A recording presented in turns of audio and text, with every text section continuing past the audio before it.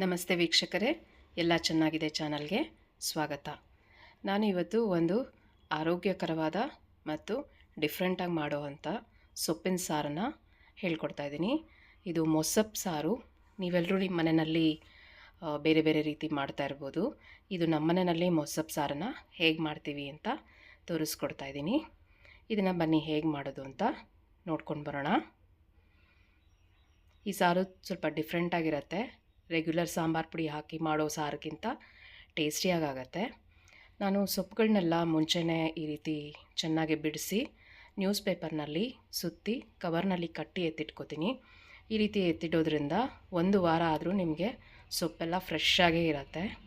ನೋಡಿ, ಇದಾಗಲೇ 4 ದಿನದ ಹಿಂದೆ ತಂದಿದ್ದ ಸೊಪ್ಪುಗಳು ಎಲ್ಲ ಎಷ್ಟು ಚೆನ್ನಾಗಿ ಫ್ರೆಶ್ ಆಗಿದೆ.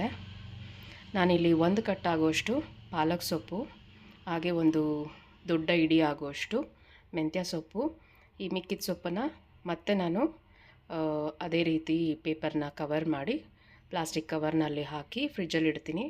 ಇದು ಮತ್ತೆ ನನಗಿನ್ನೂ 2-3 ದಿನ ಆದರೂ ಫ್ರೆಶ್ ಆಗೇ ಇರುತ್ತೆ. ಇದು 1 ಕಟ್ಟಾಗುವಷ್ಟು ಚಕ್ಕೋತ ಸೊಪ್ಪು. ಇದಿಷ್ಟನ್ನು ನಾನು 2-3 ಬಾರಿ ನೀರಲ್ಲಿ ಚೆನ್ನಾಗಿ ತೊಳ್ಕೊಳ್ತಾ ಇದ್ದೀನಿ. ನೀವು ಸೊಪ್ಪನ್ನ ಯಾವಾಗೂ ಜಾಸ್ತಿ ನೀರು ಹಾಕಿ ಚೆನ್ನಾಗಿ ತೊಳ್ಕೊಳ್ಬೇಕು. 3 ಸಾರಿ ತೊಳ್ಕೊಂಡ್ರೆ ಚೆನ್ನಾಗಿರತ್ತೆ. ಯಾವುದೇ ರೀತಿ ಅದರಲ್ಲಿ ಮಣ್ಣು ಕಲ್ಲು ಏನೂ ಉಳಿಯೋದಿಲ್ಲ. ಸೊ ಹಾಗಾಗಿ ಸೊಪ್ಪನ್ನು ಚೆನ್ನಾಗಿ ತೊಳೆದಿಟ್ಕೊಳ್ಳಿ. ನೋಡಿ, ಸೊಪ್ಪೆಲ್ಲ ಎಷ್ಟು ಚೆನ್ನಾಗಿ ಫ್ರೆಶ್ ಆಗಿದೆ. 4-5 ದಿನ ಆಗಿದ್ದರೂ ಕೂಡ ಪೇಪರಲ್ಲಿ ಸುತ್ತಿ ಎತ್ತಿಡೋದ್ರಿಂದ ಈ ರೀತಿ ನಾವು ಎತ್ತಿಟ್ಕೊಂಡಿದ್ರೆ ನಮಗೆ ಬೇಕಾದಾಗ ಸುಲಭವಾಗಿ ಸೊಪ್ಪಿನ ಪದಾರ್ಥಗಳನ್ನು ರೆಡಿ ಮಾಡ್ಕೊಳ್ಬೋದು. ಈಗ ನಾನಿಲ್ಲಿ ಒಂದು ಕುಕ್ಕರ್ಗೆ ಸುಮಾರು 3/4 ಕಪ್ಪಷ್ಟು ತೊಗರಿಬೇಳೆನ ಹಾಕ್ಕೊಳ್ತಾ ಇದ್ದೀನಿ. ಹಾಗೆ ಸೊಪ್ಪನ್ನ ನಾವು ರಫಾಗೆ ಚಾಪ್ ಮಾಡಿ ಹಾಕ್ಕೊಳ್ಳೋಣ ಕುಕ್ಕರ್ಗೆ. ತುಂಬ ಏನು ಫೈನ್ ಚಾಪ್ ಮಾಡೋ ಅವಶ್ಯಕತೆ ಇಲ್ಲ. ನಾನು ಮೊಸಪ್ಪು ಸಾರಿಗೆ ಸೊಪ್ಪನ್ನೆಲ್ಲ ರುಬ್ಬಿ ಹಾಕಲ್ಲ, ನನಗೆ ಅದು ಇಷ್ಟ ಆಗೋದಿಲ್ಲ. ಹಾಗಾಗಿ ನಾನು ಸೊಪ್ಪನ್ನು ಮೀಡಿಯಮಾಗಿ ಹೆಚ್ಚಿಕೊಂಡು ಕುಕ್ಕರ್ಗೆ ಹಾಕ್ಕೊಳ್ತಾ ಇದ್ದೀನಿ. ಹಾಗೆ ಈರುಳ್ಳಿ ಸಹ ನಾನು ಕುಕ್ಕರ್ಗೆ ಹಾಕಿ ಬೇಯಿಸ್ತೀನಿ. ಹಾಗಾಗಿ ಒಂದು ಈರುಳ್ಳಿನ ಮೀಡಿಯಮ್ ಅದಕ್ಕೆ ಕಟ್ ಮಾಡ್ಕೊಳ್ಳೋಣ.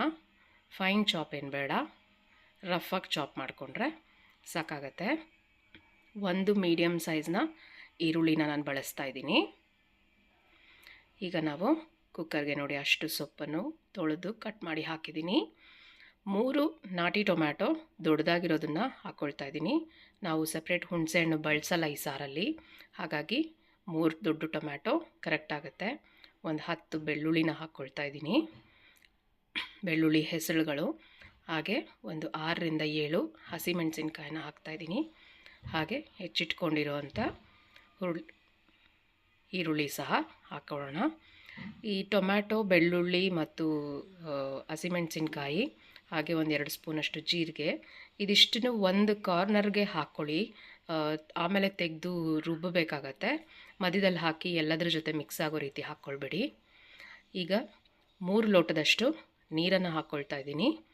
ತುಂಬ ಏನು ನೀರು ಹಾಕಿ ನೀರು ಮಾಡ್ಕೊಳ್ಬೇಡಿ, ಆಮೇಲೆ ನೋಡ್ಕೊಂಡು ಹಾಕ್ಕೊಳ್ಬೋದು. ಇದನ್ನು ನಾನು 2-3 ವಿಸಿಲ್ ಕೂಗಿಸ್ಕೊಳ್ತೀನಿ. ನೋಡಿ, ಈಗ ಕುಕ್ಕರ್ ಆರಿದೆ. ಎಲ್ಲ ತರಕಾರಿ ಎಲ್ಲ ಚೆನ್ನಾಗಿ ಬೆಂದಿದೆ, ಸೊಪ್ಪು, ಬೇಳೆ, ಟೊಮ್ಯಾಟೊ ಎಲ್ಲ. ನಾನಿಲ್ಲಿ ಒಂದು ಮಿಕ್ಸಿ ಜಾರ್ಗೆ ಒಂದು 1/4 ಭಾಗ ತೆಂಗಿನಕಾಯಿ ಆಗೋಷ್ಟು ಪೀಸ್ ಮಾಡಿ ಹಾಕ್ಕೊಂಡು ಪುಡಿ ಮಾಡಿ ಇಟ್ಕೊಂಡಿದ್ದೀನಿ. ಅದಕ್ಕೆ ಇವಾಗ ನಾವು ಮೆಣಸಿನ್ಕಾಯಿ, ಬೆಳ್ಳುಳ್ಳಿ ಮತ್ತು ಟೊಮ್ಯಾಟೊ ಬೆಂದಿರೋದನ್ನು ತೆಗೆದು ಹಾಕ್ಕೊಳ್ಳೋಣ ರುಬ್ಬೋದಕ್ಕೆ. ನೋಡಿ, ಈ ರೀತಿ ಸೈಡಲ್ಲಿ ಹಾಕ್ಕೊಂಡ್ರೆ ನಮಗೆ ಈಸಿಯಾಗಿ ತೆಗೆದು ರುಬ್ಬೋದಕ್ಕೆ ಹಾಕ್ಕೊಳ್ಬೋದು. ನಾನು ಸೊಪ್ಪೆಲ್ಲ ರುಬ್ಬಲ್ಲ, ಹಾಗಾಗಿ ಬರೀ ಅದ್ರ ಜೊತೆ ಎಷ್ಟು ಬರುತ್ತೋ ಅಷ್ಟು ಮಾತ್ರನೇ ಸೊಪ್ಪು ಗ್ರೈಂಡ್ ಆಗುತ್ತೆ. ನಾನು ಟೊಮ್ಯಾಟೊ ಎಲ್ಲ ಹಾಕ್ಕೊಂಡಿದ್ದೀನಿ. ಈಗ ಚೆನ್ನಾಗೆ ಬೇಳೆ ಸೊಪ್ಪನ್ನು ಮಿಕ್ಸ್ ಮಾಡಿ ಅದು ರುಬ್ಬಿ ಬರೋ ಅಷ್ಟರಲ್ಲಿ ಇದು ಕುದೀತಾ ಇರಲಿ.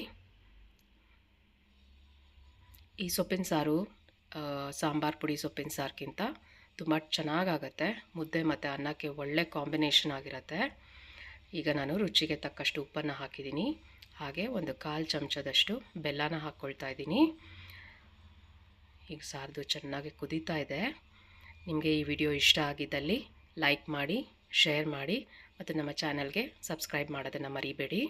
ಪಕ್ಕದಲ್ಲೇ ಇರೋ ನೋಟಿಫಿಕೇಷನ್ ಬಟನನ್ನು ಆನ್ ಮಾಡ್ಕೊಳ್ಳಿ. ಈಗ ನಾವು ರುಬ್ಬಿಟ್ಕೊಂಡಿರೋ ಟೊಮ್ಯಾಟೊ, ಹಸಿಮೆಣಸಿನ್ಕಾಯಿ ಮಿಶ್ರಣ ಎಲ್ಲನೂ ಹಾಕ್ಕೊಳ್ಳೋಣ. ಇದಕ್ಕೆ ನೋಡಿಕೊಂಡು ನಮಗೆ ಎಷ್ಟು ನೀರು ಬೇಕು ನೋಡಿಕೊಂಡು ಹಾಕ್ಕೊಳ್ಳೋಣ. ನಾನು ಮಿಕ್ಸಿ ಜಾರ್ಗೆ 1 ಲೋಟ ಆಗುವಷ್ಟು ನೀರನ್ನು ಹಾಕ್ಕೊಳ್ತಾ ಇದ್ದೀನಿ. ಆಮೇಲೆ ನೋಡಿಕೊಂಡು ಇನ್ನೊಂದು ಸ್ವಲ್ಪ ನೀರು ಬೇಕಾದರೆ ಸೇರಿಸ್ಕೊಳ್ಳೋಣ. ಈ ಸಾರು ತುಂಬ ಡಿಫ್ರೆಂಟಾಗಿ ಆಗುತ್ತೆ. ಹಾಗಾಗಿ ನಿಮ್ಮ ಮನೆಯಲ್ಲೂ ಒಮ್ಮೆ ಟ್ರೈ ಮಾಡಿ ಈ ರೀತಿ ಮೊಸಪ್ಪು ಸಾರನ್ನು. ಹೇಗೆ ಬಂತು ಅಂತ ನಮಗೆ ಕಮೆಂಟ್ ಸೆಕ್ಷನಲ್ಲಿ ತಿಳಿಸಿ. ನೋಡಿ, ಈಗ ಚೆನ್ನಾಗಿ ಕುದಿಯೋದಕ್ಕೆ ಬಿಡೋಣ. ಇನ್ನು ಸ್ವಲ್ಪ ನೀರು ಬೇಕಾಗುತ್ತೆ ಅನಿಸುತ್ತೆ, ಸ್ವಲ್ಪ ಮಂದ ಇದೆ. ಇದು ಆರಿದ ಮೇಲೆ ಸ್ವಲ್ಪ ಗಟ್ಟಿ ಆಗುತ್ತೆ ಈ ಸಾರು. ಅನ್ನದ ಜೊತೆನೂ ತುಂಬ ಒಳ್ಳೆ ಕಾಂಬಿನೇಷನ್ ಆಗುತ್ತೆ ಈ ಸಾರನ್ನ ತಿನ್ನೋದಕ್ಕೆ. ನೋಡಿ, ಇಷ್ಟ ಆದರೆ ಸಾಕಾಗುತ್ತೆ ನೀರು. ಈಗ ಇದನ್ನು ಕುದಿಯೋದಕ್ಕೆ ಬಿಟ್ಟು ಒಂದು ಒಗ್ಗರಣೆನ ರೆಡಿ ಮಾಡ್ಕೊಳ್ಳೋಣ. ಅದಕ್ಕೆ ನಾನಿಲ್ಲಿ ಒಂದು ಕಡಾಯಿನ ಬಿಸಿಗಿಟ್ಕೊಂಡಿದ್ದೀನಿ. ಸುಮಾರು 2 ರಿಂದ 3 ಚಮಚ ಆಗೋಷ್ಟು ಎಣ್ಣೆನ ಹಾಕ್ಕೊಳ್ಳೋಣ. ಎಣ್ಣೆ ಬಿಸಿ ಆಗುವಷ್ಟರಲ್ಲಿ ನಾವು ಸಾಸಿವೆ ಜೀರಿಗೆ ಹಾಕ್ಕೊಳ್ಳೋಣ. 1 ಚಮಚದಷ್ಟು ಸಾಸಿವೆ, ಒಂದು ಅರ್ಧ ಚಮಚದಷ್ಟು ಜೀರಿಗೆ ಹಾಕ್ಕೊಳ್ಳೋಣ. ಏಕೆಂದರೆ ಜೀರಿಗೆ ಆಗಲೇ ನಾವು ಬೇಯೋದಕ್ಕೆ ಹಾಕ್ಕೊಂಡಿದ್ದೀವಿ. ಇದು ಚಟಪಟ ಅಂದ ನಂತರ ಸ್ವಲ್ಪ ಹಿಂಗು ಮತ್ತು ಒಂದು ಸ್ವಲ್ಪ ಕರಿಬೇವಿನ ಸೊಪ್ಪು. ಈ ಒಗ್ಗರಣೆ ಹಾಕೋದ್ರಿಂದ ತುಂಬಾ ಚೆನ್ನಾಗಿ ಒಳ್ಳೆಯ ಘಮ ಬರುತ್ತೆ. ಸೊ ಒಗ್ಗರಣೆನ ಹಾಕ್ಕೊಳ್ಳಿ. ಹಾಗೆ ಸ್ವಲ್ಪ ಕರಿಬೇವಿನ ಸೊಪ್ಪನ್ನು ಹಾಕಿದ್ದೀನಿ. ಹಾಗೆ ಒಂದು 2 ಒಣಮೆಣಸಿನ್ಕಾಯನ್ನು ಮುರಿದು ಹಾಕಿದ್ದೀನಿ. ಇಷ್ಟ ಆದರೆ ಒಗ್ಗರಣೆ ರೆಡಿ ಆಗುತ್ತೆ. ಈಗ ಈ ಕಡೆ ನೋಡಿ, ಸಾರು ಚೆನ್ನಾಗಿ ಕುದೀತಾ ಇದೆ. ಇದಕ್ಕೆ ಒಗ್ಗರಣೆನ ಮಿಕ್ಸ್ ಮಾಡಿ ಒಮ್ಮೆ ಎಲ್ಲನೂ ಉಪ್ಪು ಎಲ್ಲ ರುಚಿ ನೋಡಿಕೊಂಡು ಬೇಕಿದ್ರೆ ಹಾಕ್ಕೊಳ್ಬೋದು.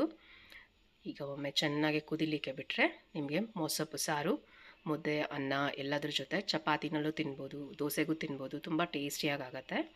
ಈ ರೀತಿ ಒಮ್ಮೆ ನೀವು ನಿಮ್ಮ ಮನೆಯಲ್ಲಿ ಟ್ರೈ ಮಾಡಿ ಹೇಗೆ ಬಂತು ಅಂತ ನಮಗೆ ತಿಳಿಸಿ. ನೋಡಿ, ಮೊಸಪ್ಪು ಸಾರು ರೆಡಿ ಆಯಿತು. ಇದೇ ರೀತಿ ಮತ್ತಷ್ಟು ಆರೋಗ್ಯಕರವಾದ ರೆಸಿಪಿಗಳನ್ನು ನಾವು ನಮ್ಮ ಚಾನಲ್ನಲ್ಲಿ ಪೋಸ್ಟ್ ಮಾಡ್ತಾ ಇರ್ತೀವಿ. ಚಾನಲ್ ಫಾಲೋ ಮಾಡಿ, ಲೈಕ್ ಮಾಡಿ, ಶೇರ್ ಮಾಡಿ ಮತ್ತು ಸಬ್ಸ್ಕ್ರೈಬ್ ಮಾಡಿ. ಸೊ ಟೇಸ್ಟಿಯಾಗಿ ಮೊಸಪ್ಪು ಸಾರು ಅನ್ನದ ಜೊತೆ ರೆಡಿಯಾಗಿದೆ. ಖುಷಿಯಾಗಿರಿ. Thank you for watching. ಧನ್ಯವಾದಗಳು. Take care.